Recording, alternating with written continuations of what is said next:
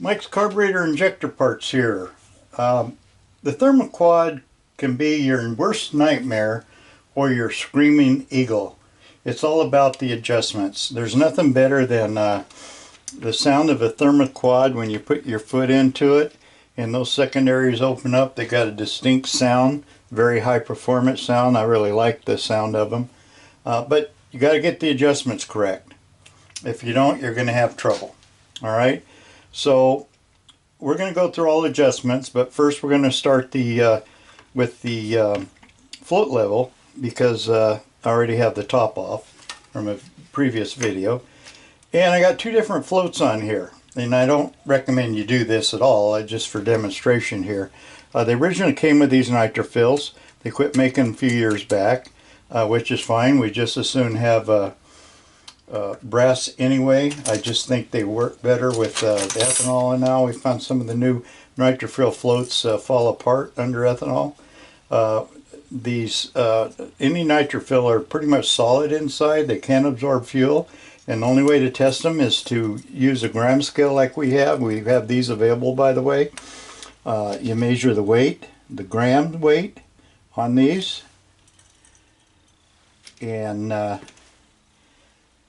this one is, I'd say, 8.5 to 9, and there should be 9, so we're right in there. So we're going to say this one's okay, and we would measure the other one normally, but for now we're going to say it's okay. So these, in the measurement we're going to use is 29/32. That's almost an inch. Don't go by what I say. Always look up your adjustments in your motor manuals or a spec sheet like you get with the carburetor kit when you buy one. Has all the adjustments in here.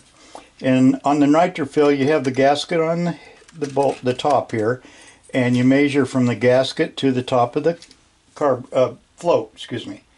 And like I say, this is 29/32. Pull it up and down easily to make sure it doesn't catch. And this one's just a hair high. So to adjust it, you got your little tab, this tab right here. You bend that. That's how you adjust it. Don't ever bend a float right here. Whether you want to align it or whatever, you have a chance of breaking the joint, especially on the nitrofill, and it would probably leak right there. So to adjust these, make sure that the float is not against the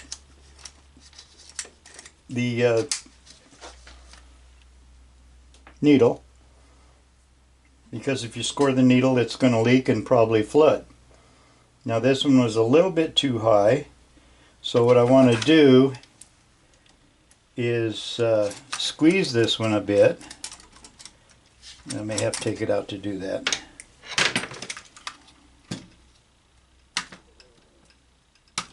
Let me just show you on this, I don't waste your time. I would squeeze this just a tad bit. And it don't take much. That was probably too much on that one. Okay. All else fails, make the float level. You can see this one's almost level. But get it pretty close. Okay. So that's the nitrofill measuring from the float bowl gasket to the top of the float here, the highest point. And in this case 29/32. Now the brass is a little bit different. You measure from the gasket to this right here. Same measurement. 29/32. This one's right on because I already previously adjusted it. Same deal, it's got that little tab you adjust. Okay. You want to make sure your floats are centered so that they don't rub on the sides. And again, move it easily. Make sure you don't feel any catching.